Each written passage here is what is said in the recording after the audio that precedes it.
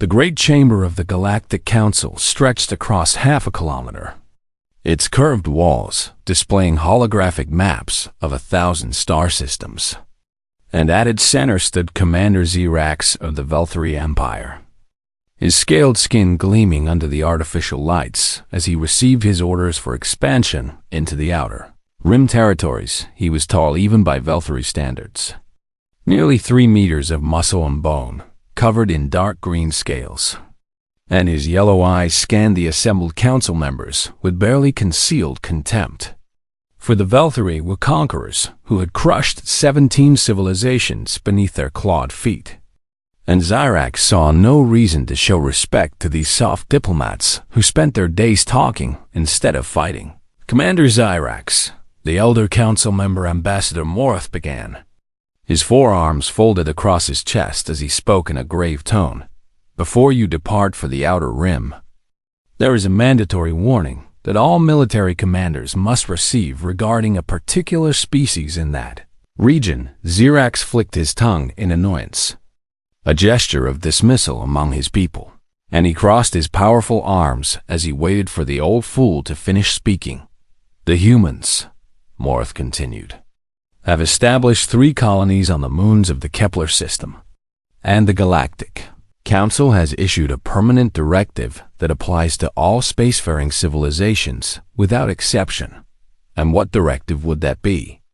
Xerax asked, his voice deep and rumbling like distant thunder. "Do not attack them," Morth said simply. "Under any circumstances, for any reason, regardless of provocation real or imagined, you must never engage in hostile action against human vessels or human settlements." Laughter erupted from Xerax, a harsh barking sound that echoed through the chamber and drew uncomfortable glances from the other council members. And when he finally stopped, he shook his head in disbelief at what he had just heard. "You expect me to fear these humans?" he demanded. "I have studied their species, and they are weak creatures from a small planet at the edge of the galaxy, with soft skin that tears easily and bodies that break under pressure. And you tell me that the mighty Velthari should avoid them?" Morth's expression grew even more serious, and he reached into his robes to produce a small data crystal that glowed with a faint blue light. "This contains historical records from 50 years ago," the ambassador explained, "when the Corvan Empire made the same mistake you are considering. And I strongly advise you to review this footage before you make any decisions about the human colonies. The Corvan were fools," Xerax dismissed with a wave of his clawed hand. "Everyone knows they fell because of internal weakness, not because of anything these humans did to them. The Corvan attacked a single human mining outpost," Morris said quietly, "and within 1 standard year, their entire empire was reduced to ruins, with their home planet blockaded and their military completely destroyed. And I was there when their emperor begged for mercy at the end." Sub-Commander Tessic, who stood silently behind Xerax, felt a chill run down his spine at the ambassador's words. For he had heard whispers about the Corvan War, but had never learned the full truth. And something in Morth's eyes told him that the old diplomat was not exaggerating, but Xerax simply laughed again and pushed the data crystal back toward the ambassador. "Keep your propaganda," he said with contempt. "I have no interest in fairy tales designed to protect a weak species from their betters. And when I return from the outer rim with human slaves and human resources, perhaps then you will understand what true power looks like." Morris sighed heavily, the weight of centuries visible in his tired eyes, and he stepped back from the arrogant commander. "I have delivered the warning as required by council law," he said formally, "and I have offered you the evidence that supports it. So whatever happens next will be the consequence of your own choices." Xerax turned his back on the ambassador and strode toward the exit, his heavy footsteps echoing through the chamber as his officers fell into formation behind him. And Tessic paused for just a moment to look back at Morth, who simply shook his head with an expression of profound sadness outside the council chamber. The Valkyrie fleet waited in orbit around the neutral station Omnara. 12 massive warships bristling with weapons that had brought death to countless worlds. And as Zyrax boarded his flagship, he felt nothing but excitement at the conquest to come. Set course for the Kepler system, he commanded as he settled into his chair on the bridge, and prepared the troops for ground assault. Because we will take everything those humans have built and make them serve the glory of the Valkyrie Empire.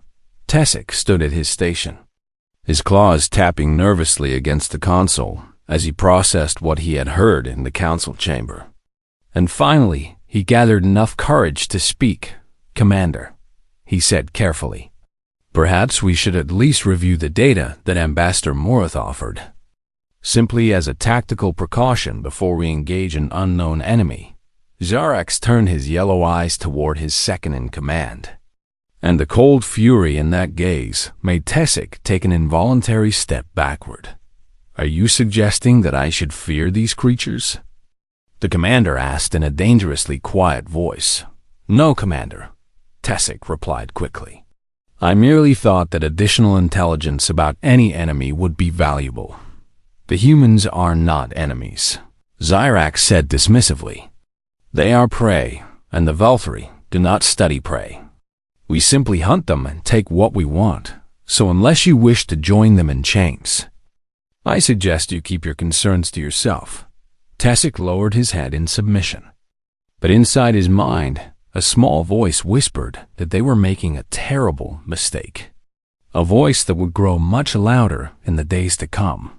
The fleet jumped to faster than light speed, leaving Omnara behind as they traveled toward the Kepler system, toward 3 small human colonies that had no idea what was coming for them, and toward a future that would change the galaxy forever on the largest moon called New Haven.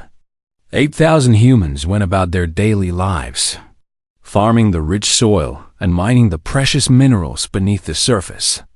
And among them was a man named Daniel Marsh, who kissed his wife Laura goodbye before heading to his office at the colony administration building. He had no way of knowing that in just 3 days, his peaceful world would burn, and that his death would set in motion a chain of events that would teach the entire galaxy why the warning about humans existed. 4. Humans were unlike any other species the Valkyrie had ever encountered, and the lesson they were about to learn would be written in fire and blood across the stars. The morning sun rose over New Haven Colony, casting golden light across the agricultural domes and the simple homes, where 8,000 humans had built their lives far from Earth. And Laura Marsh stood at her kitchen window watching her 2 children play in the yard while the smell of fresh coffee filled the air. Her husband Daniel had left early for the administration building where he managed the day-to-day operations of the colony, and she smiled as she thought about the dinner they had planned for that evening, a celebration of their 10th wedding anniversary on this distant moon they now called home in the security center across town. Nathan Cole reviewed the morning reports with his team of 40 defense personnel, a small force equipped with basic weapons that were meant for wildlife control and emergency situations rather than military combat. And he had no reason to expect anything unusual on this quiet day. Claire Reyes was already at the medical facility, treating a farmer who had injured his hand while repairing equipment, and she hummed softly to herself as she worked, grateful for the peaceful life she had found after leaving the crowded hospitals of Earth behind. None of them saw the shadow that was coming. The first warning came at exactly 1100 hours, when the outer sensor station went dark, its signal cutting off mid-transmission, and Nathan felt his stomach drop as he stared at the blank screen where data should have been flowing. "Get me a visual on Sector 7, he ordered sharply, and when the image appeared on the main display, his blood turned to ice in his veins. 12 alien warships hung in the black sky above New Haven, their weapons already glowing with the terrible energy of orbital bombardment. And it was no time to think, no time to plan, only time to react. sound the evacuation alarm. Nathan shouted as he grabbed his weapon and ran toward the door. "Get everyone to the emergency shelters and launch the civilian shuttles immediately." The sirens began to wail across the colony, a sound that the colonists had only heard during drills. And for a moment, there was confusion as people looked up at the sky and tried to understand what was happening. Then the first plasma bolt struck the eastern agricultural dome, and the explosion sent flames and debris hundreds of meters into the air. And suddenly everyone understood that this was not a drill. Daniel heard the blast from his office and immediately activated the emergency communication system. His voice steady despite the fear that gripped his heart as he spoke to the entire colony. "All civilians proceed to evacuation points immediately," he announced. "This is not a drill. I repeat, this is not a drill. Proceed to evacuation points and board the shuttle transports."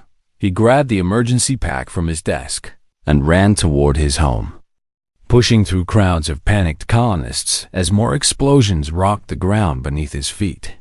And all he could think about was reaching Laura and the children before it was too late. Laura had already gathered the kids when Daniel burst through the door. And for one precious moment, they held each other as the world burned around them.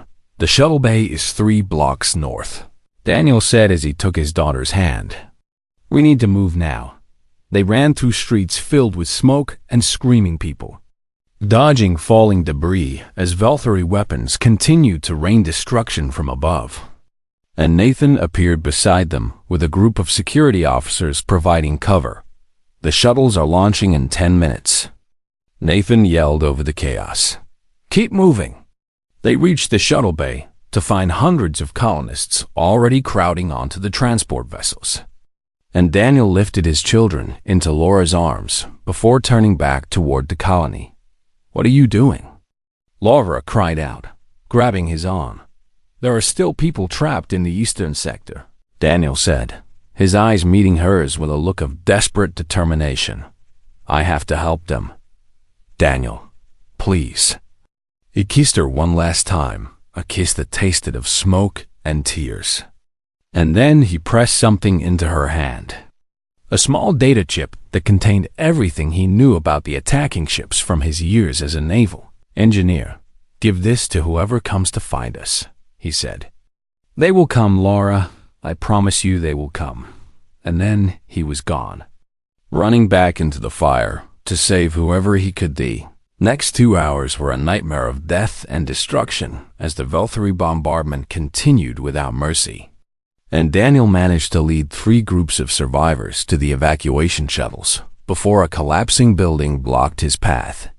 Found himself trapped in the ruins with a dozen children from the colony school, their teacher dead beneath the rubble, and he held them close as he searched for another way out. Nathan found them just as a Valkyrie landing craft touched down nearby, and together they fought their way toward the last shuttle, carrying children in their arms as alien soldiers opened fire from behind. Plasma bolt caught Nathan in the shoulder, spinning him around and dropping him to the ground. And Daniel turned back to help his friend, even as the shuttle pilot screamed at them to hurry. "Take the children," Daniel shouted as he dragged Nathan toward the ramp. "Get them out of here."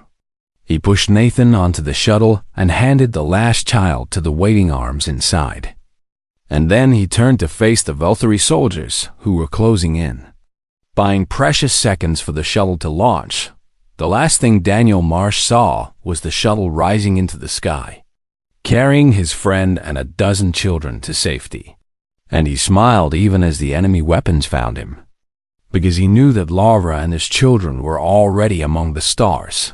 The shuttle doors closed, and Nathan Cole screamed in rage and grief as he watched the colony disappear beneath them, flames consuming everything they had built as the Valkyrie ships continued their assault of 8,000 colonists.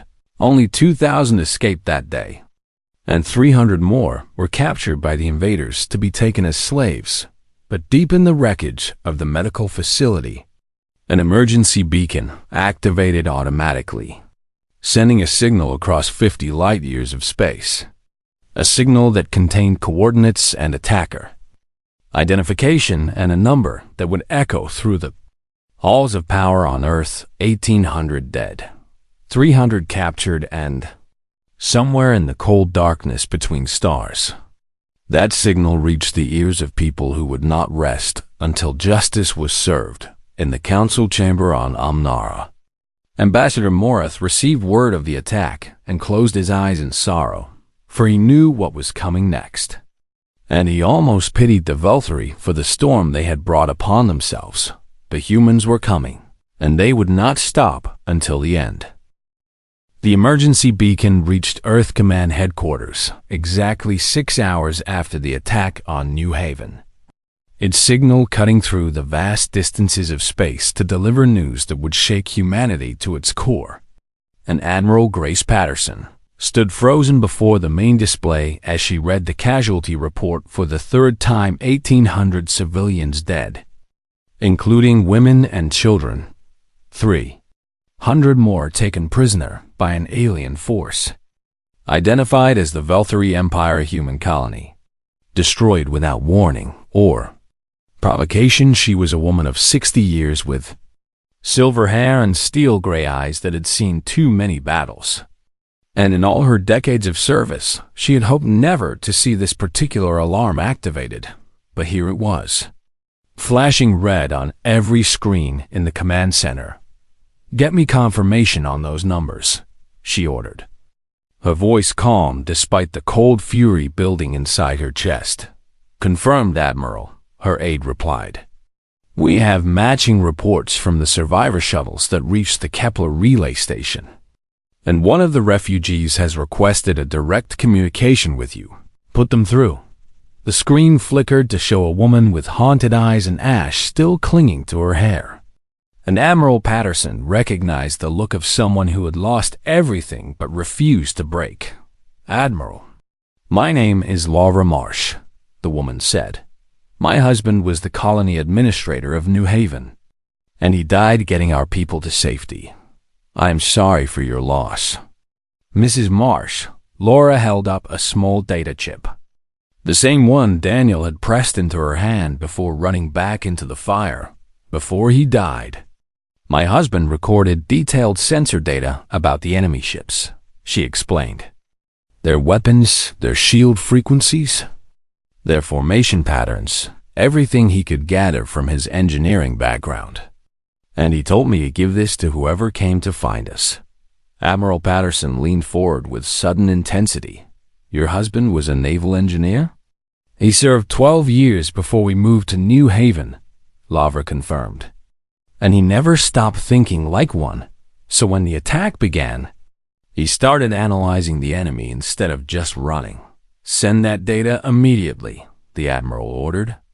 "And Mrs. Marsh, I want you to know something." "What is that?" "We are coming," Patterson said, and there was something in her voice that made even her hardened officers feel a chill. "And we will not stop until every prisoner is free, and every person responsible for this attack faces justice." She ended the communication and turned to face her command staff, all of whom stood at attention, waiting for orders they knew were coming. "Activate Protocol 17. Admiral Patterson announced. A heavy silence fell over the room, for everyone present understood what those words meant. Protocol 17 had been established after the Corvin War 50 years ago, when humanity had learned that mercy toward those who attacked civilians only invited more attacks. And its terms were simple and absolute. When Protocol 17 was activated, every human military vessel within operational range was obligated to join the pursuit of the attackers. And there would be no negotiation, no diplomacy, and no time limit on the operation, for the protocol remained active until the enemy was captured or destroyed. Whichever came first, within hours, the call went out across human space, reaching warships and patrol vessels and defense stations throughout the galaxy, and one by one they responded, changing course and converging on the coordinates where the Velthari fleet had last been detected. Captain Ryan Torres was commanding the heavy cruiser, relentless when he received the orders, and he gathered his crew in the main hangar to explain what was happening. Most of you have heard rumors about New Haven, he began, his voice carrying across the assembled sailors. So let me give you the facts. He told them about the attack, about the dead and the captured, about the cowardice of striking a civilian target without warning. And as he spoke, he saw the same cold anger building in their eyes that he felt in his own heart. We have been ordered to lead the pursuit fleet, Torres continued. And I will not lie to you about what that means, because some of us may not come back from this mission. But I'm asking you to follow me anyway. A young officer near the front raised her hand. Captain, how long will the pursuit take? However long it takes, Torres replied simply. Protocol 17 has no expiration date, and we will chase these creatures across every galaxy in the universe. If that is what it requires to bring our people home, there was no hesitation. No fear, only grim determination as the crew of the Relentless acknowledged their orders and returned to their stations over the next 48 hours. 17 human warships from different sectors converged on the rally point, and Captain Torres took command of the combined fleet as they began analyzing the data that Daniel Marsh had gathered before his death. His work is incredible, the tactical officer reported. He identified weaknesses in their shield harmonics and mapped their weapon recharge cycles. So we know exactly how to hit them and when. Torres nodded slowly, thinking about the man who had sacrificed himself to give them this advantage. Then let us make sure his death was not wasted. Meanwhile, the Valkyrie fleet had returned to their territory to celebrate their victory. And Commander Zyrax stood before the High Command, boasting about the wealth they had captured and the slaves they had taken. The human colonies are defenseless, he declared, and I recommend a full invasion force to claim the rest of their territory before they can organize a response. The High Command, equally arrogant and equally blind, agreed to mobilize additional fleets for the conquest. Only Sub-Commander Tessic remained silent, haunted by the memory of Ambassador Morath's warning. And later that night he retrieved a copy of the data crystal that Zyrax had refused to view. He watched the historical footage from the Corvan War, and what he saw made his blood run cold, because the Corvan had been a powerful empire with a mighty fleet, and the humans had dismantled them piece by piece over 12 months of relentless pursuit. When he tried to warn Zyrax the next morning, the commander responded by demoting him for cowardice and confining him to quarters. The humans are nothing, Zyrax insisted, and you will see the truth when we crush them completely. But even as he spoke those words, the pursuit fleet was already on the move, tracking the Valkyrie across the stars with a determination that the galaxy had rarely witnessed. Captain Torres stood on the bridge of the Relentless and watched the tactical display showing 17 ships in perfect formation. All vessels report ready. Captain, his first officer announced. Torres took a deep breath and gave the order that would begin the hunt. Take us in, and across the cold void of space, the predators became the prey. The hunt began in the darkness between stars, where the Valkyrie fleet fled toward their home territory, believing they had escaped the consequences of their attack. But they did not understand the nature of the enemy they had awakened, and they would learn that lesson through fire and blood. Captain Torres pushed his fleet hard across the first 3 systems, using tracking technology that the Valkyrie had never encountered before, and every time the enemy changed course, the humans anticipated their movements and cut them off. They cannot escape us, Torres told his crew, no matter how far they run or how fast they fly, because we know where they are going before they do. The first engagement came in the Nexar asteroid belt, where 4 Valkyrie warships had positioned themselves among the floating rocks to ambush the pursuing fleet. And Commander Zyrax watched flagship with confidence as the human vessels approached the trap. They walk into death like fools, he said with a cold smile. Fire all weapons when they reach the kill zone. But Torres had anticipated the ambush, And instead of flying into the trap, he split his fleet and flanked the enemy position from both sides, catching the Valkyrie ships in a devastating crossfire that turned their advantage into a disaster. 2 enemy vessels exploded within the first minute of combat, their shields overwhelmed by the precise attacks that exploited the weaknesses Daniel Marsh had identified. And a third ship lost power and drifted helplessly as its crew frantically tried to restore systems. The fourth ship fled, but a human tracking beacon attached itself to the hull, and there would be no escape. Zorak stared at his tactical display in disbelief as he watched his ambush fail completely. How did they know? He demanded. How could they possibly have known? Tessic, still confined to quarters, heard the alarms and felt no satisfaction in being right. Only a deep sadness for the lives that would be lost because of his commander's arrogance. The pursuit continued for 3 months across 4 galaxies.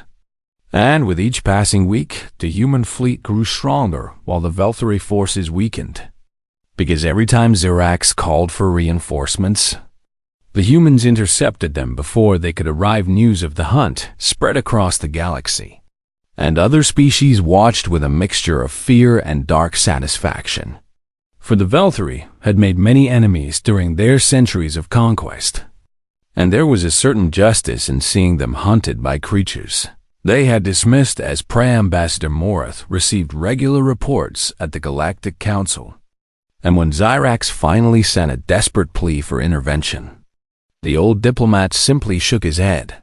The Council warned you, he replied, and you chose to ignore that warning, so whatever happens now is the consequence of your own decisions, and we will not interfere.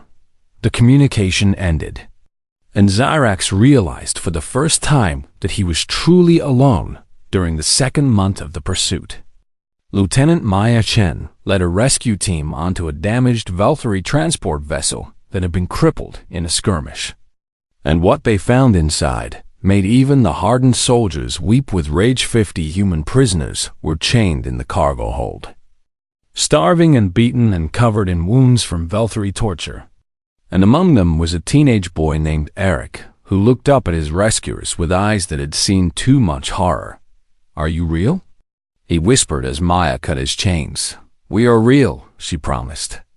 And we are taking you home. Eric clutched her arm with desperate strength. There are more of us, he said. They took the rest to the Valkyrie homeworld. Please. You have to save them. We will, Maya told him. I swear to you. We will not stop until every single prisoner is free. The rescued survivors were transferred to medical ships, where doctors worked around the clock to heal their wounds. And the stories they told about their captivity only strengthened the resolve of every human in the fleet. Nathan Pohl recovered from his injuries against medical advice, transferred to the Relentless, and offered his expertise to Captain Torres. I was the security chief on New Haven, he explained, and I saw how they fight, how they think, how they move. So if that knowledge can help bring our people home, then I need to be here. Torres accepted him immediately. We need everyone who can contribute, the captain said. And your experience is valuable. The final weeks of the pursuit took the fleet deep into Valkyrie space, past their outer colonies and defense stations. And everywhere they went, the humans demonstrated a terrifying truth that the galaxy was only beginning to understand. They would not stop. They would not negotiate. They would not show mercy to those who had shown none to their people. For every human vessel that the Valkyrie managed to destroy, 2 more arrived to take its place, drawn from distant postings across human territory by the call of Protocol 17. And the enemy fleet that had once numbered 12 powerful warships was now reduced to just 4 damaged survivors limping toward their homeworlds. Arax stood on the bridge of his flagship and stared at the tactical display showing the human fleet closing in from all sides. Why do they not stop? He asked, his voice hollow with exhaustion and fear. Why do they keep coming no matter what we do?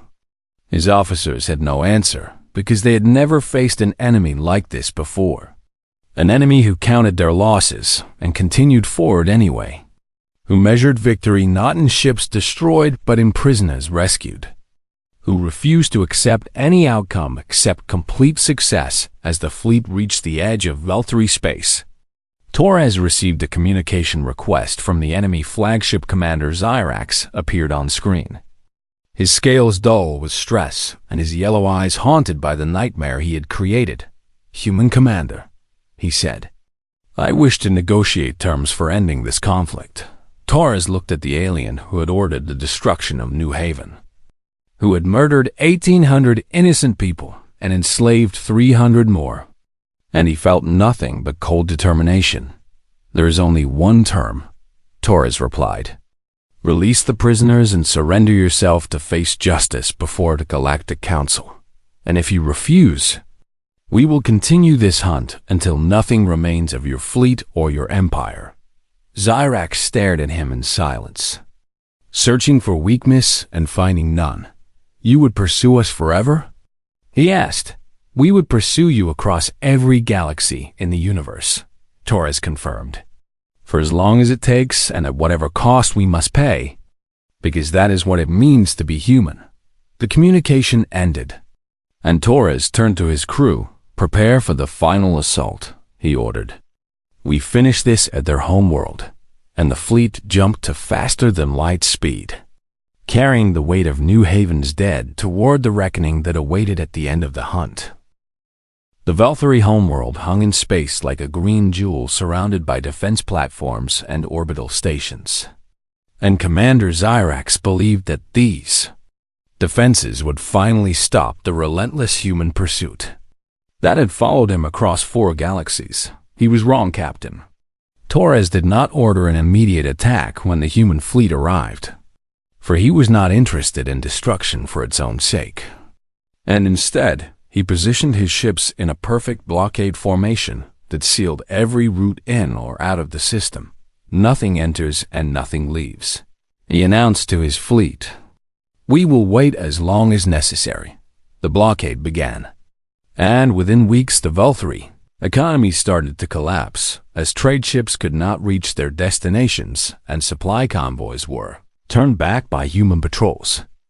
And the common people of the Empire began to understand that their leaders had brought disaster upon them all. The High Command ordered Xyrax to break the blockade.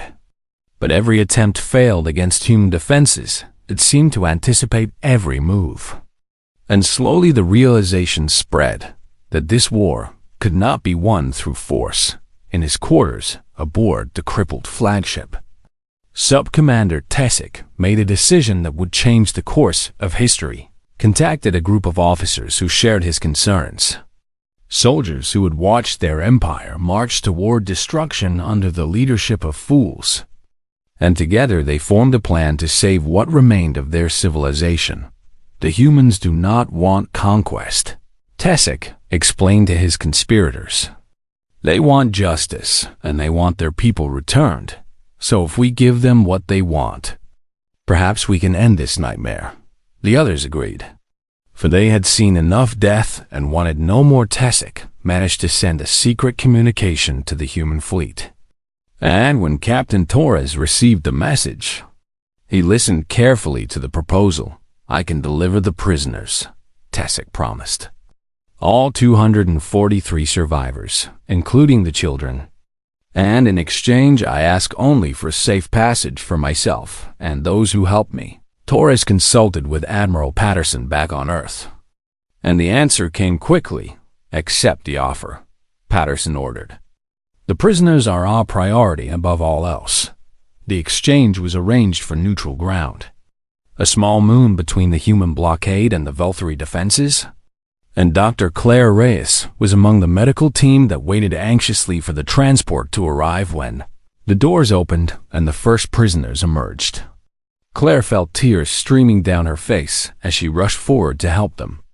And one by one, the survivors of New Haven were carried to safety, their long nightmare finally ending. Eric was among them, the teenage boy who had told Lieutenant Maya Chun about the others. and he collapsed into her arms, sobbing with relief when he saw her waiting for him.